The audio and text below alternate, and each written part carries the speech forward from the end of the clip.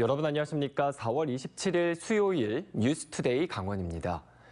이번 6일 지방선거에서 전국적인 관심 선거구로 떠오른 강원도지사 선거판이 초반부터 후끈 달아오르고 있습니다. 이광재, 김진태 후보는 각기 다른 지역을 방문해 차별화된 지역 공약을 내놓으며 표심을 자극하고 있습니다. 강화길 기자가 보도합니다. 더불어민주당 이광재 국회의원이 강원도지사 선거 출마를 공식 선언했습니다. 11년 전 도지사 임기를 마치지 못하고 떠났던 강원도청 앞에 다시 서서 강원도가 홀대받는 시대를 끝내고 강원도 전성시대를 열겠다는 포부를 밝혔습니다. 저는 강원도가 경제와 교육과 복지와 문화에서 도약하는 시대를 만들고 싶습니다. 이어 춘천을 찾아 강원도 수부도시의 위상을 확실히 세우겠다고 밝혔습니다. 경춘선 도심구간 지하와 한국예술종합학교 유치와 함께 교육행정혁신도시, 문화콘텐츠 기업도시, 대학도시로 키우겠다고 발표했습니다. 아울러 강원도청사 이전을 선거에 이용하려는 정략에 반대하며 도청사는 춘천이라고 못 박았습니다. 저는 도청사가 신청사가 정해진 대로 이전했으면 좋겠습니다. 그런데 춘천에 이전을 하는 것이 됐으면 좋겠습니다. 국민의힘 김진태 후보는 강릉을 찾았습니다. 강릉에 강원도청 제2청사를 신설하고 강원도 제2의 행정중심도시로 만들겠다고 공약했습니다. 3급인 환동의 본부장을 부지사급으로 격상시키고 강원도청 신축에 맞춰 제2청사도 신축하겠다고 밝혔습니다. 도지사에 당선되면 그 즉시 제2청사 신설 타당성 및 기본계획 수립을 위한 행정 절차에 즉시 착수하겠습니다. 아울러 경포호를 전남 순천만, 울산 태화강에 이어 세 번째 국가정원으로 승격시키겠다고 선언했습니다. 지금 아르떼 뮤지엄 이런 등등 문화예술의 명소와 연계해서 전국 최초의 스마트 생태 공원을 만들겠습니다. 두 후보는 앞으로도 나머지 시군을 돌며 지역 맞춤 공약을 제시하고 표심을 끌어모을 계획입니다. 이 같은 두 후보의 공약 경쟁이 강원도지사 선거 초반 새로운 승부처가 되고 있습니다. MBC 뉴스 강화길입니다. 더불어민주당이 6일 지방선거 본선 무대에 나설 기초단체장 후보를 대부분 확정했습니다. 춘천시장 후보는 29일부터 100% 시민 여론조사를 통해 최종 후보를 뽑기로 했는데요. 하지만 당원이 배제된 경선 방식을 두고 논란이 사그라들지 않고 있습니다. 백승호 기자가 보도합니다. 더불어민주당 강원도당이 경선에서 승리한 도내 6곳 자치단체장 후보를 발표했습니다. 구자열 후보 권리당원 득표율 62.56%. 철원군수 후보에는 한금석 전 강원도의회 의장, 속초시장 후보로는 주대하 전 강원도 의원이 선출됐습니다. 6곳 모두 1위 후보의 득표율이 과반을 넘어 1위와 2위 간 결선 투표 없이 본선 무대로 직행하게 됐습니다. 이번 경선으로 더불어민주당은 도지사 후보를 비롯한 도내 17곳 자치단체장 후보를 확정했습니다. 남은 건 춘천시장 후보뿐입니다. 춘천시장 선거구는 전략 선거구로 지정돼 경선 관리를 모두 중앙당에서 맡습니다. 29일부터 이틀 동안 여론조사로 후보 지지도를 조사하는데 당원이 포함되지 않는 100% 시민 여론조사입니다. 일부 예비 후보들은 일방적으로 당심을 배제한 건 중앙당의 폭거라며 불쾌감을 숨기지 않았습니다. 경선에 참여하겠다 하고 호주머니를 열어서 당비를 내왔어요. 당원으로서의 권리를 그렇게 일방적으로 뺏은 것에 대한 중앙당의 결정은 도저히 참을 수가 없어요.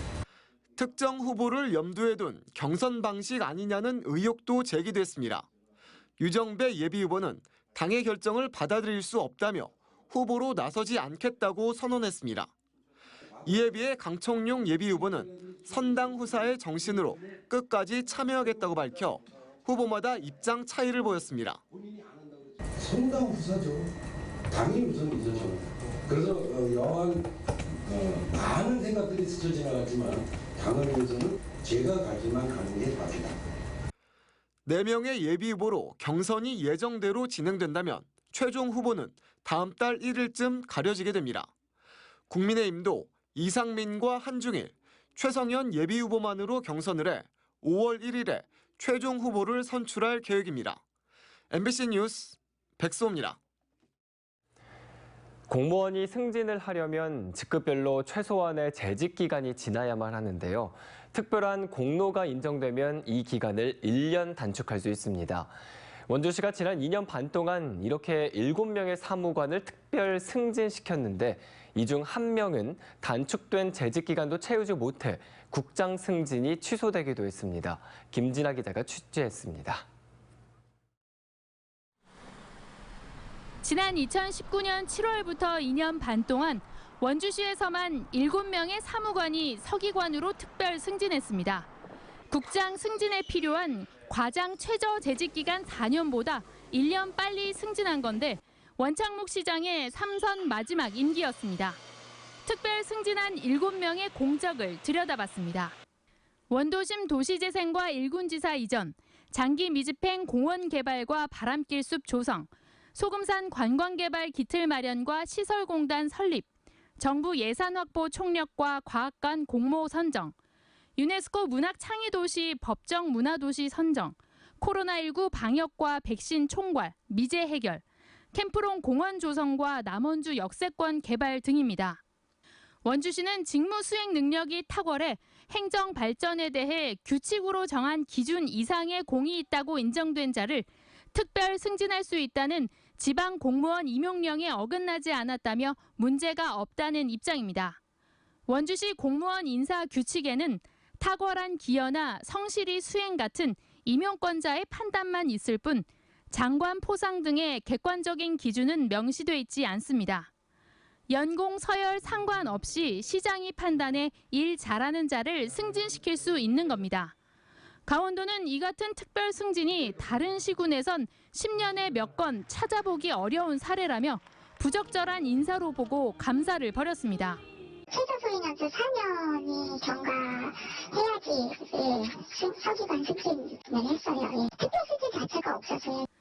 감사 과정에서 7명 중 1명은 특별 승진 자격인 3년도 채우지 못한 것으로 확인되면서 10개월 만에 승진이 취소됐습니다. 원주시의 인사 문제는 이번이 처음이 아닙니다. 지난 2018년에도 공로 연수가 일주일도 안 남은 사무관을 서기관으로 승진시켰다가 문제가 되자 승진을 취소했고 2019년 강원도 감사에서도 승진 후보자 명부에 있는 사람을 제치고 최소 재직 기간을 채우지 못한 3명을 국장 직무대리의 인사 발령에 기관 경고 조치를 받기도 했습니다. 직급 순위에 의해 직무대리를 지정해야 한다는 원주시 규칙도 위반한 건데 원주시는 감사에 적발된 다음에 해당 규칙에서 직급 순위 요건을 삭제해버렸습니다. 1,850명의 인사권을 원주시장이 갖고 있는데 공정하게 인사가 이루어지지 않을 경우에는 조직 내 위화감도 조성이 되고 조직 간의 불협화음이 발생될 수 있죠.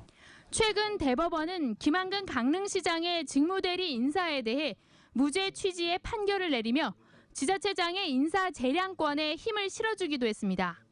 원주시의 유례없는 특별 승진을 인사권자의 정당한 재량권 행사로 볼지 아니면 3선 연임 시장의 인사권 남용으로 봐야 하는지 논란이 일고 있습니다. MBC 뉴스 김진아입니다. 삼척 지역에는 석회석 폐광산 부지를 활용한 화력발전소가 또다시 들어서고 있습니다. 해안 침식 등의 피해로 인해 한때 일부 공사가 중단됐었는데 공사가 다시 시작된 이후 사업이 순조롭게 이루어져 내년 하반기쯤엔 발전소가 가동될 전망입니다. 배연환 기자입니다. 거대한 석탄 저장 시설과 발전 시설 등에 뼈대가 거의 세워졌습니다. 250m 높이의 굴뚝도 들어섰습니다. 포스코 계열사인 삼척 블루파워가 폐석회 광산 139만 제곱미터 부지에 짓고 있는 화력발전소 건설 현장입니다. 삼척 블루파워는 지난 2018년부터 모두 4조 9천억 원을 투입해 1050메가와트급 화력발전소 2기를 짓기 시작했습니다. 11월 말에는 5일로 해서 점화 테스트를 하면 내년에 1호기 준공하는데 큰 무리가 없을 거로 판단됩니다. 1호기 준공 후에는 6개월 텀으로 해서 2호기 시운전을 해서 지난해 상반기까지 해안 침식 문제로 8개월가량 중단됐던 항만 공사도 지금까지는 순조롭습니다. 환경당국이 침식 저감 시설에 대한 효과를 검증하고 나서 공사가 다시 시작됐고 발전사업자도 해안 침식과 관련한 이행 계획서를 따로 제출했습니다. 여기에다 삼척시는 해안 침식 발생에 대비해 전문가와 주민대표 등 14명으로 지역 협의체를 꾸려 의무사항 점검과 보안사항 이행 여부 등을 상시로 확인하고 있어 예전과 같은 큰 반발은 거의 없습니다. 또 지금도 계속 침식 여부를 모니터링하고 있고 공사도 진행 중에 있습니다. 그래서 삼척시도 이 부분에 대해서 또 별도의 민간위원회를 구성해서 침식이 최소화될 수 있도록. 해안 침식으로 인한 주민과의 갈등이 일단락되면서 발전 사업자 측은 항만 공사 중단으로 인해 늦춰진 공격률을 회복하기 위해 애를 쓰고 있습니다. 발전 사업자 측은 해상 석탄 하역 시설의 건설 공법을 일부 변경해 공사 기한을 줄이겠다는 계획입니다. 현재 공격률은 70% 정도인데 공사 기한이 줄어들면 내년 10월쯤 1호기 가동이 가능하고 2014년 4월에는 2호기도 가동될 것으로 내다봤습니다.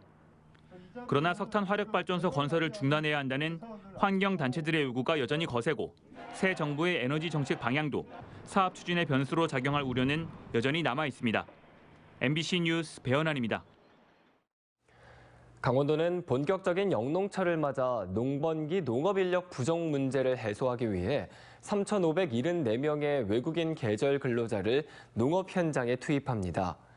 1차 입국자 412명은 지난 4일부터 양구와 홍천, 화천 등 4개 시군에 우선 배정됐고 이후 입국하는 2,214명의 외국인 근로자는 10개 시군을 통해 일손 부족 농가에 바로 배정할 계획입니다. 아울러 10개 시군 12곳의 농촌인력중개센터를 통해 내국인 농업인력도 충원하고 민관군 협업으로 농촌 일선 돕기도 추진할 예정입니다. 강원도교육청이 강원도를 남북 교류와 평화 교육의 중심지로 만들겠다고 밝혔습니다. 최근 교육부와 통일부, 전국 시도교육청이 고성 강원도교육청 남북교류사무소에서 개최한 회의에서 재진역, 통일로 가는 평화열차에 대한 관심이 높아 오는 6월 부산을 시작으로 다른 시도 학생들의 방문이 이어질 예정입니다. 다음 달에는 강원도 평화학생교류단 학생 80명이 부산과 제주를 방문해 그 지역 역사의 발자취를 따라가며 평화체험 학습을 진행할 예정입니다. 학교 내 코로나19 확진자가 줄어들면서 학생과 교직원 전용 선별검사소 운영이 이번 주 금요일에 중단됩니다. 강원도 교육청에 따르면 지난달 마지막 주 11,000명이던 학생 확진자 수는 4월 첫째 주에 절반 수준으로 줄어들더니 지난주에는 2,000명대로 감소했습니다. 이에 따라 도교육청은 춘천과 원주, 강릉에서 운영한 학생과 교직원 전용 선별진료소를 오는 29일에 철수하고 학교 일상 회복을 위한 본격적인 준비에 들어갔습니다.